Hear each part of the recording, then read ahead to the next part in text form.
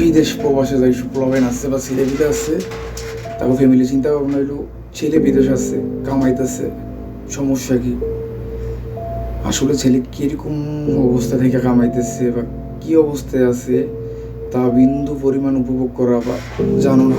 এখন ছেলে অসুস্থ, একটা ভ্যানাডল খায়, খায়া ঘুমায় যায়, কারণ সকালে আবার ডিউটি আছে। একে জীবিত আছে না মৃত আছে, পাশের লোকটা যে পাশের বেডে যে লোকটা থাকে তার দেখার মতো আসলে তোমরা কি মনে করছো ছেলে বিদেশ কামাইতেছে সুখে আছে? কখনো কি জিজ্ঞেস করছো যে আসলে ছেলে কি চায়, কি করার স্বপ্ন, কি করতে চায়? কই কর নাই।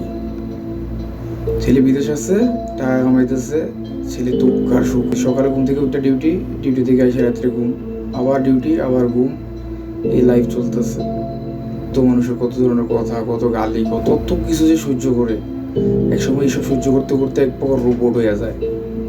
রোবট হয়ে যায়, তার ভিতরে তখন এটা ঢুকে যায় যে আমার কাজ শুধু এতটুকু, আমি কামামু দেশে দিব। আর দেশের থেকেও কি সুন্দর মাস শেষে মেসেজ আসে, কিরে বেতন পাইলি না, এই মাসে বেতন পাঠাইলি না, বেতন পাইছিস না, কি আসে বিষয়। ওই রোবটের কাজ। হ্যাঁ, আর নিজের কোনো সুখ নাই, লাইফে কোনো গোল নাই, লাইফে আনন্দ ফুর্তি সব শেষ। হ্যাঁ সুখ, হ্যাঁ মাসে পুরা কাজ করব, মাস শেষে দেশে বেতন দিব, শুধু খালি এটাই আর কাজ। আসলে এই রোবট হওয়ার পিছনের কারণ হলো কি জানেন? এই ফ্যামিলি, এই পরিবারের শুধু খালি আপনাকেও সুখী দেখার লাইগা আজকে হ্যাঁ রোবটে পরিণত হয়েছে।